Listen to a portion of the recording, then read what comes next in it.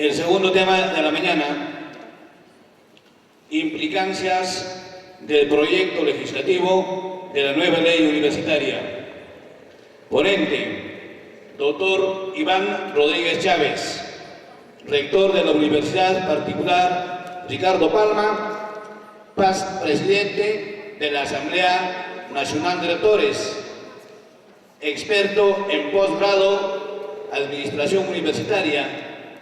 Entre sus publicaciones tenemos Estudios Universidad Peruana, entre la incomprensión y el deber, Pensadores y forjadores en la universidad en el Perú, Designación de las autoridades universitarias a través de la ley y razones para el viento, análisis jurídico del proyecto de ley de la nueva ley universitaria. Vamos a recibirle con un fuerte voto de aplausos al doctor Iván Rodríguez.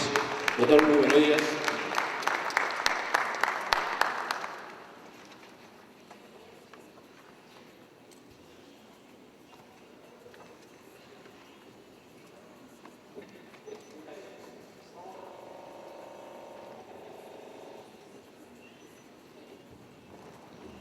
Muy buenos días. Primero mi saludo al rector y a la Universidad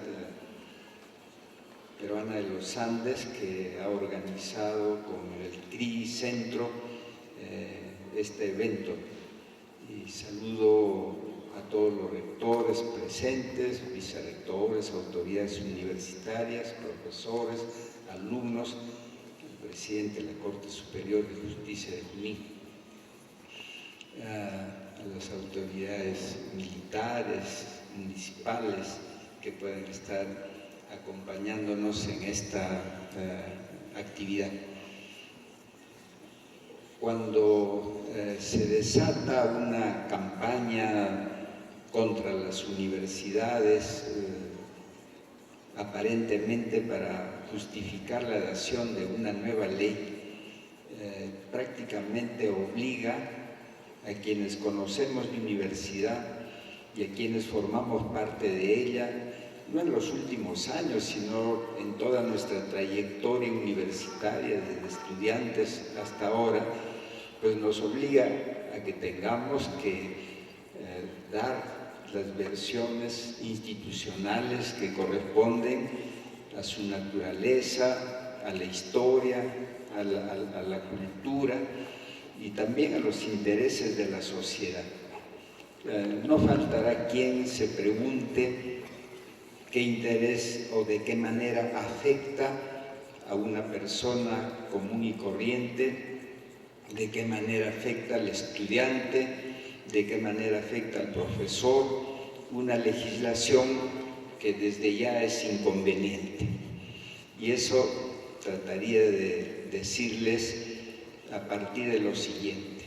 La universidad es una institución que es patrimonio de todos y las universidades impulsan el desarrollo no solo aquí en el Perú, es en la humanidad entera, y por eso es que los pueblos reclaman y piden tener su universidad, porque es una verdad real, social e histórica, que donde hay universidad, siempre el nivel cultural y el desarrollo personal, el desarrollo de los pueblos se impulsa. Por eso es que siguen hasta ahora reclamando, y de alguna manera los políticos han cedido a presiones creando universidades, pero ya sin noción, sin un proyecto previo de país, porque eso es lo que se requeriría primero, tener un proyecto de país y luego pues, los objetivos hacia el futuro, y de acuerdo a eso colocarle a la educación los fines que va a tener para esos objetivos que se quieren conseguir, y dentro del proceso de la educación a la universidad. Entonces, si hubiera una concepción orgánica, vertebral, sobre lo que es la universidad, Estoy seguro que no se habría obrado como se ha obrado, creando universidades en sitios en que no hay condiciones para que ella pueda desenvolverse. Me consta de modo directo, por ejemplo, una universidad en que, por más que ha hecho concursos para profesores, no ha podido reclutar e incorporar a esa universidad los profesores. ¿Por qué? Porque el lugar donde está ubicada la universidad no hay plaza para que el profesor a su vez pueda tener otra actividad, en razón que los sueldos son muy bajos. ¿Y cómo se va un profesional dividiendo su familia, porque se va a ir él solo, dejar la familia en su lugar de residencia, cuando sus ingresos económicos van a ser limitados? Entonces hay una crisis que no ha generado la propia universidad, sino que se genera sobre la base de una legislación que no prevé todos los efectos y las consecuencias que puede producir a lo largo del tiempo. De tal manera que a nosotros nos incumbe hacer conocer a la sociedad cuáles son los inconvenientes de una nueva legislación que no va a crear condiciones de mejora que verdaderamente significarán el desarrollo de las universidades, sino que lo que va a hacer es empeorar, en razón que se pasa de ser una institución de libertades, porque eso es la universidad en cualquier lugar del mundo, es una institución de libertades, y tiene libertades por las finalidades que se le da: formar al hombre integralmente, dotarle de una identidad como persona, pero también de una identidad cultural. Entonces, eso es la esencia de la universidad, y en razón de eso, que para lograr ese objetivo, entonces tienen que trabajar con la ciencia y con el conocimiento en general. Entonces, para que se pueda elaborar el conocimiento tiene que haber libertad. Para que se pueda formar a la persona integralmente tiene que haber libertad. Sin libertad eso no es posible, y la historia universal lo demuestra. La época medieval, entre nosotros la época de la colonia, no fue de progreso, no fue de desarrollo, ni en la universidad. ¿Por qué? Porque había el Tribunal de la Inquisición que la controlaba, había una lista de obras prohibidas de leer que se llamaba el Índex. Entonces ni los profesores universitarios podían leer esas obras, ni podían ser no católicos, porque no era posible, tenía que haber una filiación ortodoxa católica para estar en la universidad, para que los alumnos pudieran hacer aún sus tesis. Tenían que ser temas ortodoxos, nunca heterodoxos, ¿no? Entonces, está probado que cuando a esta institución que le llamamos universidad no se le da autonomía, no puede cumplir con su función y deja de ser automáticamente universidad y se convierte en un instituto superior que puede dar un título profesional.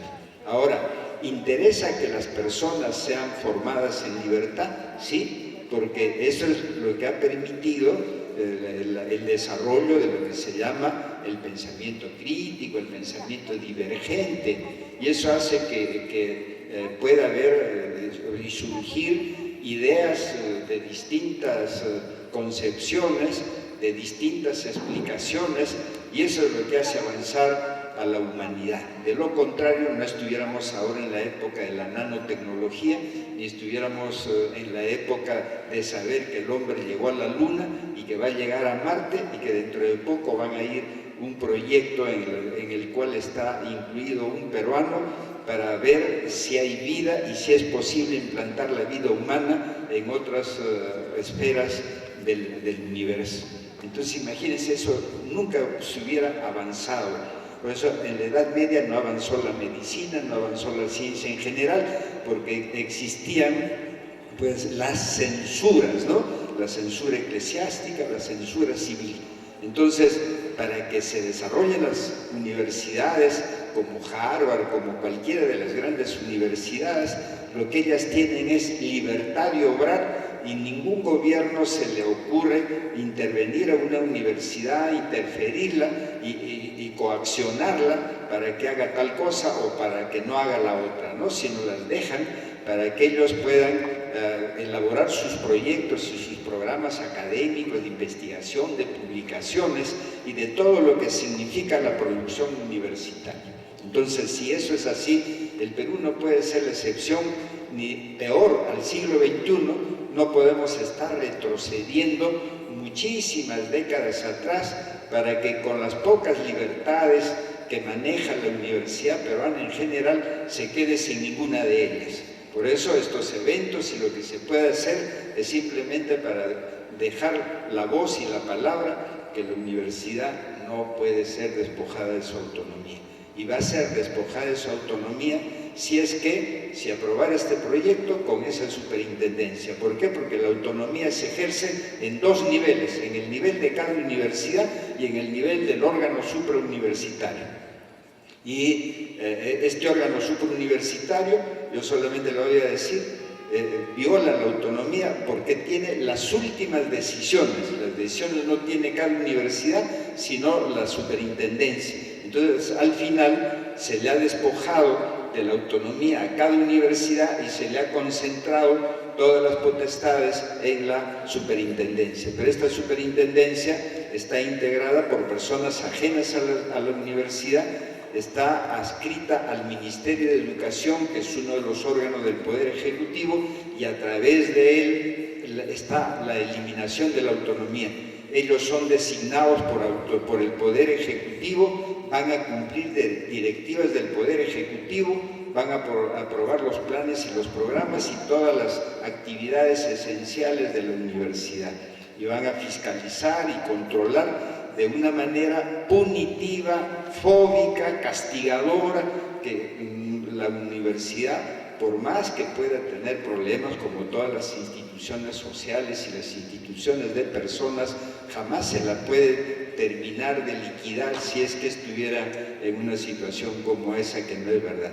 Entonces todo el aparato de propaganda de esta llamada nueva ley solo se refiere y explota casos negativos que son mínimos y que están indudablemente, ni siquiera se producen por culpa de las propias universidades, y olvidan totalmente a las buenas universidades y a los logros que tiene a lo largo del tiempo la universidad en el Perú, que no solamente ha dotado de inteligencias muy claras y que han aportado tanto, no solo a la cultura específicamente peruana, sino iberoamericana y hasta mundial. Entonces, a lo largo de los tiempos, ¿no? Por ejemplo, Víctor Andrés Belaúnde, de dónde salió, de la Universidad Católica, donde llegó a ser presidente de las Naciones Unidas, ¿no? José Luis Bustamante Rivero, de dónde salió, de la Universidad de San Agustín de Arequipa. No solo fue presidente de la República, fue también presidente de la Corte Internacional de Justicia de La Haya, donde ahora el Perú tiene su controversia con Chile. Ahí llegó ese peruano hace tiempo a presidir esa corte que seguramente por televisión han visto todos ustedes. Y actualmente hay otros más. Por ejemplo, en este momento, Julio Cetello, imagínense ustedes, toda una genialidad, un tipo que comienza a través de los estudios arqueológicos, le da otro rumbo a la historia del Perú, que solo era copia de uno de otros a través de un ejercicio de la historiografía. A partir de un escritorio, él cambia las fuentes arqueológicas, y con eso se llega a otra interpretación del Perú. O Javier Pulgar Vidal, con la geografía de las 8 regiones, y cuantos otros, Barton, el mismo Daniel Alcides Carrión, Emilio Valdizán. Es decir, yo les podría dar una cadena de nombres de todas las épocas, incluso ahora, ¿no? Por ejemplo, ahora tienen ustedes a cuánta gente que está en las primeras universidades del mundo, destacando en el plano de las ciencias, de la ingeniería, de las tecnologías, de la literatura, del arte. El mismo Vargas Llosa sale de San Marcos y es el primer premio Nobel que tiene el país, ¿no? Y así por el estilo, pero eso nunca se pone en el balance para decir, pensar en un proyecto como este, si bien, entre comillas, podría ayudar a corregir estos problemas que hay en algunas universidades, pues, ¿qué va a ocurrir con las buenas universidades? Entonces, si ahora el Perú tiene buenas universidades, va a haber el problema que todas ellas van a bajar, van a retroceder. Y lo que hay que saber es que en el mundo existen miles de universidades y las gradaciones entre una y otras es natural y es legítimo. En Estados Unidos no se alarman que hay más de 3.000 universidades y hacia el mundo solamente figuran 10 o 20. ¿Y el resto dónde están? Están dentro de sus zonas, sus localidades, sus regiones, y son tan válidas como las otras, porque para ser una persona excelente, brillante, no solamente tiene que ver en qué universidad estudié y ese título me hace a mí genio, no, sino es el aporte personal de cada uno. Si la persona se programa para que pueda seguir adelante, pues lo va a hacer, porque va a agregar su esfuerzo personal, sus objetivos personales, su dedicación al estudio, y le sacará pues el máximo provecho que pueda. Pero habrá otro que dice, bueno, a mí solamente me interesa pasar con las notas mínimas que fuera y nada más. Entonces, el que va a brillar es esa persona que por el autoaprendizaje, paralelamente al aprendizaje formal, es el que va a alcanzar unos objetivos de desarrollo personal mucho más altos. Entonces, este es lo que ocurre, y por eso es que el que la Universidad Peruana tenga una buena ley, pues no es asunto de interés solamente de quienes podamos estar ligados a la universidad de por vida, sino también es interés de la ciudadanía en general, y les conviene a todos, a los estudiantes, a los profesores, a los graduados, a todo el mundo, porque la universidad es una institución patrimonio de todos, ¿no? Y su acción influye sobre todos. Yo lo que en los minutos que me queda solamente quisiera complementar a lo que se ha dicho con una etapa de transición que está verdaderamente de acuerdo a la redacción del texto de esta norma, pues va a ser auténticamente una fatalidad, porque va a determinar un desorden y un caos que no se imaginan quienes promueven esta ley, porque no conocen a la universidad. Y va a ser lo siguiente, comenzando por lo más grande, ¿no? Se establece que esta ley, al promulgarse, disuelve a la Asamblea Nacional de Rectores, actual órgano suprauniversitario de coordinación de todas las universidades. Este órgano tiene el Registro Nacional de Grados y Títulos, expide los carnés y también toma conocimiento y aprueba de todos los programas que cada universidad programa y lleva a cabo. Entonces, no se hace lo que se quiere actualmente en ninguna universidad, porque si la Asamblea de Rectores no aprueba ese programa, esos alumnos no van a tener carnet.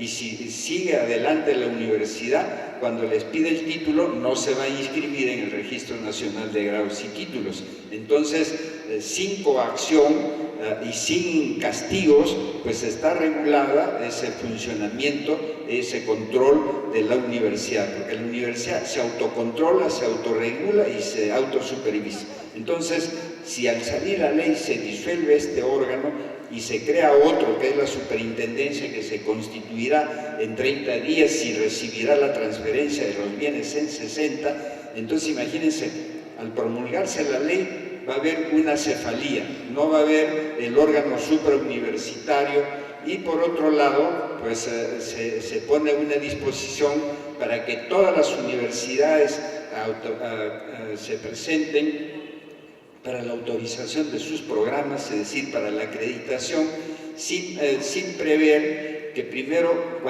cuántos programas existen en el Perú. Todas las universidades, comprendiendo pregrado, posgrado y segundas especialidades, son 3.500 programas. Entonces habría pues 3.500 expedientes, y ahí vienen las preguntas: ¿dónde se presentan? ¿Quién va a recibirlas? ¿Quién les va a dar trámite? ¿Qué pasa con las universidades? ¿Dejamos de iniciar el semestre académico o tenemos que esperar la autorización? Entonces imagínense ustedes una incertidumbre y una inestabilidad que en vez de crear mejores condiciones, pues va a producir una paralización por efectos de la propia ley, porque quienes la promueven no quieren tener la permeabilidad de escuchar a quienes conocen la universidad y están en condiciones de decir: esto no es posible, porque esto va a crear tales problemas. Existe también otra disposición, que los exámenes de admisión, de promulgarse, de aprobarse esta ley, de hacerla de cumplimiento obligatorio, va a ocurrir lo siguiente: está estableciendo que los exámenes de admisión serán únicos, se tomarán en una fecha, en una sola fecha en todo el país. Desconoce la heterogeneidad cultural, social del país, fragmentado hasta por su propia geografía. La imposibilidad de hacerlo de un momento a otro sería una improvisación grande. Para llevar a eso a cabo, pues primero tendrían que hacer unos ensayos, unas simulaciones, tomarse un tiempo debido, no disponerlo de un momento a otro, de tal manera que ya no habría la posibilidad que cada universidad pueda tomar su examen de admisión. Entonces, ¿hasta cuándo se va a esperar? ¿Cuándo va a ser eso? ¿Cómo va a ocurrir? Lo que recientemente conocemos es que el Ministerio de Educación pretende tomar una evaluación nacional única a los profesores que son candidatos para directores. ¿Y qué ha pasado? Lo han tenido que suspender, y lo han tenido que suspender porque hay una serie de factores que no estaban previstos en la comisión que iba a tomar estos exámenes. Entonces, primero tenemos que conocer bien nuestra realidad, saber y en todo caso llevar las etapas y los procedimientos técnicos y científicos para decir: apuntamos a esto, pero antes ya lo ensayamos, ya sabemos que eso va a dar resultados, vamos corrigiendo con todas esas simulaciones, vamos corrigiendo y haciendo los ajustes para que cuando se tome ese examen, pues ese examen vaya con los resultados que se quieren, ¿no? De lo contrario, otra vez una sorpresa que no se sabría cómo se distribuye entre cada universidad sus ingresantes, ¿no? Cómo van sus perfiles, sus requisitos y cuánto otro detalle tiene un examen de admisión. Entonces, bueno, ya se cumplió el tiempo, y lo mismo que los expositores que me han precedido, espero que haya una segunda oportunidad, no solo en que se les puede seguir aclarando una situación caótica que se va a producir de llevarse a cabo una ley como la que se está promoviendo, y a la vez poder contestar las preguntas que el auditorio estime convenientes. Gracias. Bien, agradecemos al doctor Iván Rodríguez Chávez por esta magnífica participación.